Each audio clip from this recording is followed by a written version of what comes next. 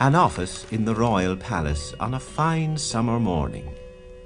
Pamphilius and Sempronius, the king's secretaries, are working. What was your father, Sempronius? What was your father? My father? Yes, what was he?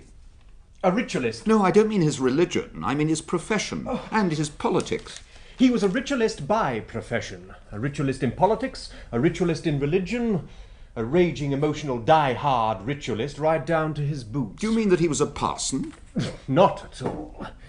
He was a sort of spectacular artist. Oh. He got up pageants and Lord Mayor's shows and military tattoos and big public ceremonies and things like that. Ah, I see. Well, he arranged the last 2 coronations. That was how I got my job here in the palace. All our royal people knew him quite well. He was behind the scenes with them. Behind the scenes, and yet believed they were all real. Yes. Believed in them with all his soul. Although he manufactured them himself.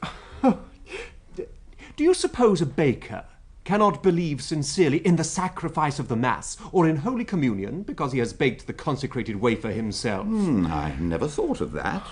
My father might have made millions in the theatres and film studios, but he refused to touch them because the things they represented hadn't really happened.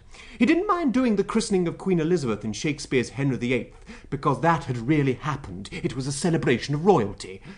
But not anything romantic. Not though they offered him thousands. Did you ever ask him what he really thought about it all? My dear Pam, my father never thought. He didn't know what thought meant, but he could imagine that what he did see was divine and holy and omniscient and omnipotent and eternal and everything that is impossible, if only it looked splendid enough and the organ was solemn enough or the military bands brassy enough. You mean that he had to get everything from outside? Exactly. He'd never have felt anything if he hadn't had parents to feel about his childhood and a wife and babies to feel about when he grew up. He'd never have known anything if he hadn't been taught at school. He couldn't amuse himself. He had to pay oceans of money to other people to amuse him with all sorts of ghastly sports and pleasures that would have driven me into a monastery to escape from them. You see, it was all ritual. He went to the Riviera every winter just as he went to church. Is he still alive? I should like to know him. Oh, no. He died in 1962 of solitude. Of solitude? What do you mean? Was he imprisoned? No. His yacht struck a reef and sank, somewhere off the north of Scotland, and he managed to swim to an uninhabited island. All the rest were drowned, and he was not taken off for 3 weeks. When they found him, he was melancholy mad, poor old boy. He never got over it, simply from having no one to play cards with and no church to go to. My dear Sem, one isn't alone on an uninhabited island. My mother used to stand me on the table and make me recite about it.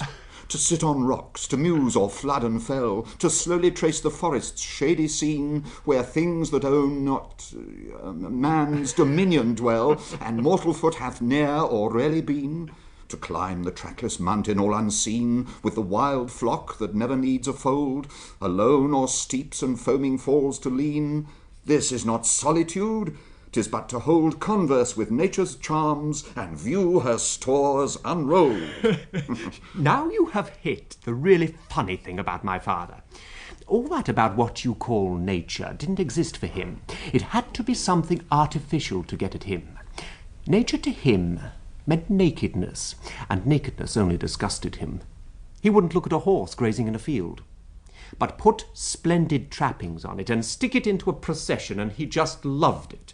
The same with men and women. They were nothing to him until they were dressed up in fancy costumes and painted and wigged and titled. Well, think of the horror of that island to him. A void. A place where he was deaf and dumb and blind and lonely. I should have been as happy as a man in a picture gallery, looking at the dawns and sunsets, the changing seasons, the continual miracle of life ever renewing itself. Who could be dull with pools in the rocks to watch? Yet my father, with all that under his nose, was driven mad by its nothingness. They say that where there is nothing, the king loses his rights. My father found that where there is nothing, a man loses his reason and dies. Let me add that in this palace, when the king's letters are not ready for him at 12 o'clock, a secretary loses his job. Yes, and devil take you.